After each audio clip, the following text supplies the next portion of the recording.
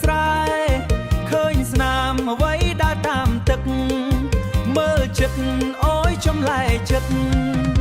កណ្ដោចាប់ក្តាមស៊ីលេងក្តាមរត់ចូលក្នុងរន្ធដីកណ្ដោតាមពីក្រោយទៀតមើលទៅគួរឲ្យអស់សំណើកណ្ដោស៊ីក្តាមអូយសែនសប្បាយណាស់ចាប់បានមួយក្បាលរំកន់ទឹមផងកណ្ដោស៊ីក្តាមអូយឆ្ងាញ់ពេកឃើញហើយចង់សើចរំលេងទាំងភូហេកន្ទ្រឹមត្រទឹមបុកស្គរឲ្យខ្លាំងបងប្អូនរំលេងកុំឲ្យស្ងៀមកណ្ដោស៊ីក្តាមកណ្ដោស៊ីក្តាមយប់នេះសប្បាយ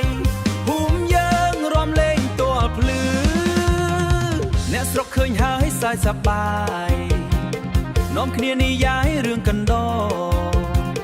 សត្វតូចតែចិត្តមិនខ្លាច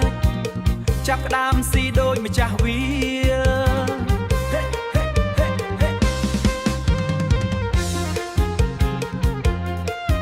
លេងកន់ទឹមលឺពីចំងាយ